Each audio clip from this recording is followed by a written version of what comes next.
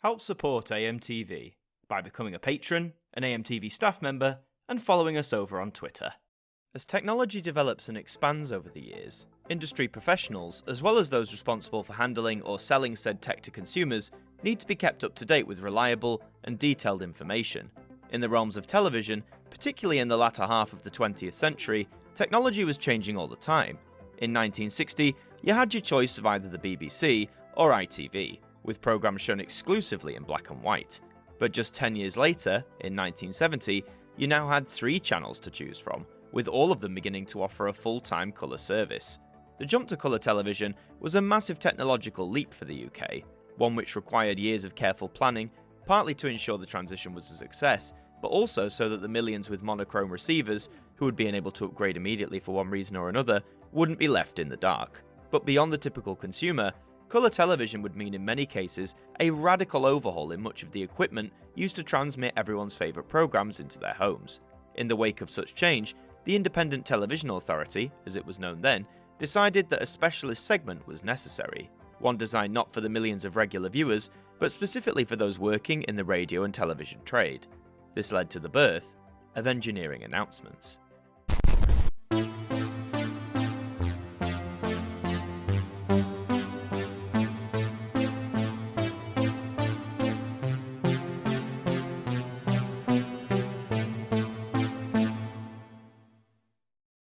So on the surface, what is the concept of engineering announcements? Well, the title kind of gives it away, doesn't it?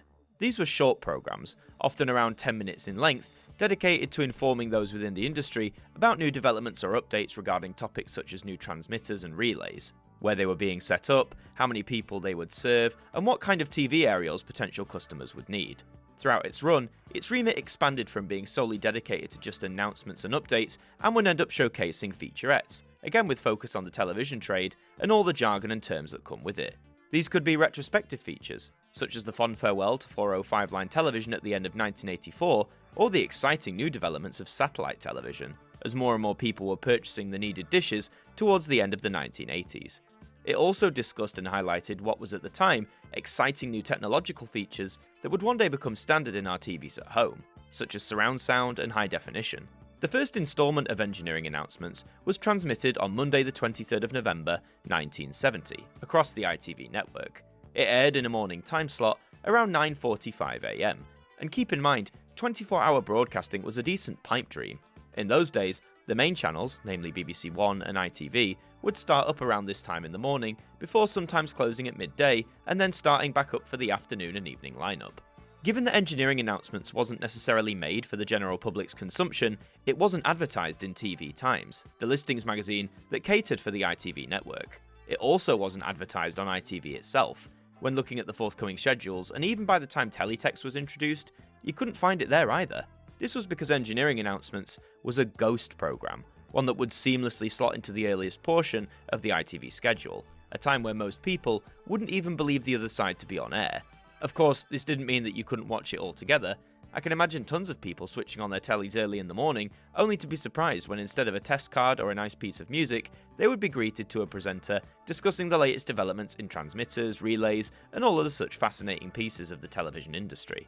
Whilst the first instalment had gone out in late 1970, the earliest surviving clip of engineering announcements that I could find in full dates to the June of 1977. We can see that the presentation style is incredibly basic, mostly just a series of captions over different coloured cards, with an announcer dutifully reading out the latest news and information. By this point, the programme had moved to Tuesdays, still broadcasting in a pre-10 AM slot. The facilities the team had to use to make engineering announcements was excruciatingly limited. In the earliest years, those involved talk of having to borrow equipment from other departments, often coming down to the wire in terms of finishing the programme, just before it was due to hit the airwaves. With none of them trained to appear before the camera, presenters were rarely, if ever, seen in vision. Towards the end of its life, however, more original video footage was filmed and shown, showing presenters conducting interviews or showcasing that week's feature. In 1979, an in-vision pilot of sorts was filmed, showing the presenters talking right down to the camera and the information presented in a more typical style akin to a news programme of the day. 1979 was also a catastrophic year for ITV, with the network spending several months completely off the air due to severe strike action. However, aside from the blue caption card that became infamous from those many weeks off the air, Engineering Announcements was the one programme that was still broadcast across much of the network. However, through the 1980s, Engineering Announcements would continue to largely be a voice-over-led programme, its remit staying as resolute, just as it had been when it first launched back in 1970. But in 1983, there was a very real possibility that Engineering Announcements would meet a rather untimely end. 1983 saw the launch of breakfast television. The concept of TV starting from 6 AM in the morning had been considered unthinkable to some, but after years of wrangling from both the BBC and ITV, both broadcasters were able to get their efforts on the air within 2 weeks of each other, no less. The BBC got there first with Breakfast Time debuting in January, with TV AM following on for ITV at the beginning of February. But whilst the arrival of breakfast television was an exciting new development for both viewers and broadcasters, TV AM's arrival presented a problem for Engineering Announcements. Given that the informational programme was shown in an early morning slot, TV AM was now on several hours beforehand, and would surely eclipse Engineering Announcements with its own content, right? Well, not at first. Given the structure of ITV regions at the time, programme schedules for the other side could be wildly different depending on where you lived. However, some programmes were broadcast nationally, meaning every region within the network would transmit the same show at the same time. TV AM would be one such programme, meaning all ITV viewers could have their breakfast whilst catching up on the morning's news, and delight or despair at the various escapades of Roland Rat. However, when TV AM was finished, a bit of buffer time was needed. This was so engineers could switch ITV over from national transmission over to the various contractors across the many different regions, like Yorkshire, Thames, Tyne Tees, and so on. The process often took between 10 and 15 minutes, perfectly matching the length of a typical instalment of Engineering Announcements. So for the first few months of TV AM's existence, the programme was allowed to continue on, bridging the gap between breakfast television and the regular lineup of late morning shows. It's not unreasonable to suggest that many casual viewers' first encounter with the programme came from this time period. If they had watched TV AM till the end and were waiting for the regular lineup, they may well have just caught this little ghost programme and found it interesting. However, these bridging duties would be very short-lived. The 17th of May, 1983, would prove to be the last time that Engineering Announcements would go out over the ITV network. The process of switching from national transmission to regional transmission had recently become automated, meaning that the 10-minute buffer period that ITV had previously needed was no longer necessary. TV AM was given an extra quarter of an hour, effectively meaning that Engineering Announcements had lost its time slot. Not that it technically ever had one to begin with. The news of said removal was delivered by the presenters in a rather blunt and bleak fashion. The fact is that the gap in programmes which we conveniently slot into on ITV is to be and has to be eliminated. But don't despair, we're continuing on Tuesdays at 9:15 on all Channel 4 and S4C transmitters. We realise we won't reach some of the people who need the information most, but there's no alternative. However, all hope was not lost.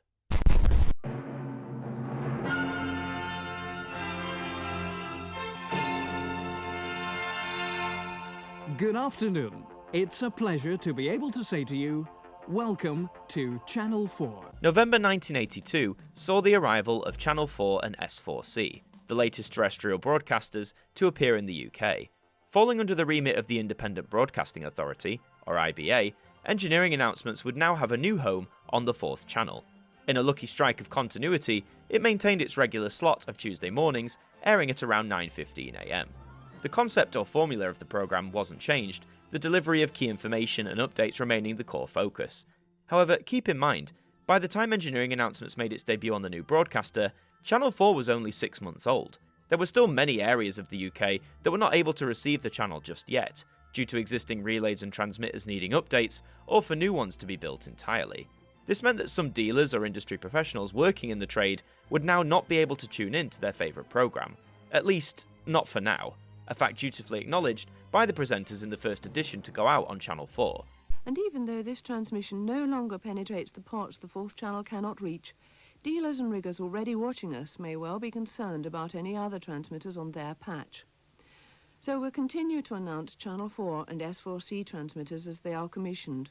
Now, you may ask, why couldn't Engineering Announcements just move on over to one of the 2 BBC channels on air at the time? They had a much greater relay coverage across the UK, and surely would have reached a lot more people. Well, firstly, keep in mind these instalments were being made in-house by the IBA, a body that regulated commercial television as it was then. With no influence or power over the BBC, the move would have hardly seemed apt. Secondly, the BBC had in fact already dabbled with a similar kind of programme, one that even predated the IBA's effort. Service information had been a regular staple over on BBC Two since 1967, that being the first year that the then new channel began offering a colour service. Its concept was similar to what would appear on ITV some years later, though dramatically shorter in length, most instalments only running to 2 or 3 minutes long. The last of these programmes would air towards the end of 1982, so by the time engineering announcements needed to jump ship about 6 months later, I doubt the BBC would have even been interested in acquiring a programme very similar to the one that they just axed. Channel 4, however, proved to be a good home for IBA's long-running service, and holding its post-9am time slot, it seemed that the future was bright. Especially with lots of new technological developments within the TV industry happening, there was material ripe for the picking. As the 80s continued on, more areas within the UK were able to receive Channel 4, and engineering announcements continued to deliver weekly instalments of news and updates, with the occasional interview or featurette added in there too. But whilst Channel 4 had become the comfy new home for engineering announcements, a new problem would arise towards the end of the decade that would see its place in the schedules gradually diminish, and that was the increase of broadcasting hours. By 1987, many of the ITV regions were beginning to dabble in 24-hour broadcasting. With this increase, several programmes or strands were moved about, scrapped, or offloaded onto Channel 4 entirely. One of these would be ITV Schools, which made the move over to Channel 4 in the autumn of 1987, causing engineering announcements to lose its midday repeat on Tuesdays. Early into 1989, the show was pushed back an hour, now to be shown at 8:10 in the morning. But whilst trying to acclimatise to the new time slot, it would be pushed even further back just a few months later. Channel 4 launched their own breakfast television service in April, meaning that engineering announcements would now air at 5:45 in the morning. And rather than expecting tradespeople to wake up at that pre-sunrise time, it was advised that they pre-record the programme on their VCRs, to watch at a later time. The home video boom of the 1980s had well and truly caught on by decade's end. Millions upon millions of Brits now had a VCR machine sat under their tellies, meaning they could watch movies and TV shows of old that were released to VHS, or they could use blank tapes to record television programmes that they were either going to miss, or ones that they wanted to re-watch at a later time. So for engineering announcements, the move to a pre-6am slot, I'd argue that wasn't necessarily the worst move ever, given that it happened in 1989, a time when many a household, and definitely any dealer or industry professional worth their salt, would have owned a VCR. It's a key reason why many of the instalments that can still be found today online come from the mid to late 80s, from when owning video recording equipment became less niche and a lot more standard. The 5:45am time slot placement would continue into 1990, engineering announcement's 20th anniversary year, a year that would also prove to be its last. The Broadcasting Act of 1990 shook up the television landscape in the UK dramatically. Key decisions were made: the introduction of a fifth terrestrial channel, the BBC to source 25% of its output via independent production companies, and the abolition of the IBA, to be succeeded by the Independent Television Commission, or ITC. With the IBA on its way out, its engineering department would have to change also. With all this change coming thick and fast, engineering announcements would finally be brought to an end, its final edition going out on Tuesday the 31st of July, 1990. With nearly 1,000 instalments, it's a fitting tribute to 20 years of dedication and enthusiasm. You're treated to interviews with some of the key players, archived clips from the 20-year run of the show, as well as the usual updates and information regarding transmitters and relays. Even at the end, they never deviated from the core objective. And as the presenters, appearing in vision for the final programme, issued their goodbyes, drinks are brought in, with a long list of credits giving thanks to the many individuals who worked on engineering announcements during its 2-decade stint on the air. But my question is, could engineering announcements have gone on? It's interesting to see that over the course of 20 years, it always remained a concise and informative 10-15 minute programme. Had that format continued to remain as was, I think it would have soldiered on, in the early morning time slot Channel 4 had placed it in, for a few more years at the very least. But with the continual expansion of not just broadcasting hours, but television as a whole, I don't know how well they would have been able to stick to that concise time frame while still delivering detailed information to viewers. Also, with the introduction and rapid expansion of the internet during the 1990s, this once specialist information could now be accessed by, well, anybody. And certainly with tradespeople and industry professionals being at the forefront of new technology, it isn't unreasonable to assume that many would have simply accessed the latest transmitter or relay information from the World Wide Web. And eventually, as analogue television gave way to digital in the 2000s, I'd argue the need for a dedicated broadcast programme focused on engineering announcements would have been deemed even less necessary. So, in all, 1990 was probably an apt time to wrap things up, much to the dismay of the many thousands of people who did tune in, many citing it as their favourite programme. A final epilogue of sorts was broadcast 1 week after engineering announcements ended, on the 7th of August 1990. This was essentially a 15-minute introduction to Transcom, the colloquial name of what the then IBA engineering department was going to become. Whilst it does outline what the new transformation will offer viewers, it bears little resemblance to what the long-running segment was. The engineering announcements from the IBA are some of the most fascinating oddities that I've come across in British television history. Despite not being immersed in the technical or engineering side of the trade myself, they can be a very engaging and informative watch. I've seen many people comment that they find them relaxing, a calming source to listen to, in a manner similar to, say, the shipping forecast. And for anyone who might have thought the programme redundant, there's a reason why it stayed on the air for 20 years. Even though it was never advertised, never pushed in the listings magazines, over the radio, or even teletext, engineering announcements built up such a loyal following amongst the tradespeople and professionals who tuned in, many of them coming back week after week. It survived through strike action, constantly bouncing around the schedules, and even a complete change in channel. From its initial creation in the hope of accurately putting across up-to-date information regarding new transmitters and relays for colour, engineering announcements became much more than that. It became a hub for the latest technological developments, with presenters ready to showcase that they could be a benefit or hindrance to our viewing pleasure. It became a place to honour television's greatest achievements, both past and present, and ultimately, a place where the latest information could be shared, a site that it never lost from its initial debut, all the way up until its final edition in 1990. So let's all raise a glass to engineering announcements, proving that just because you're a ghost programme doesn't mean you can't be widely appreciated and fondly remembered. What? Take our favourite programme off the air just to let TVAM have an extra 15 minutes? Not likely. Actually, it might boost TVAM's advertising ratings if they incorporated the engineering bulletin in their programme. Nice thought, Mr. Morris, but we think TVAM can well do without that.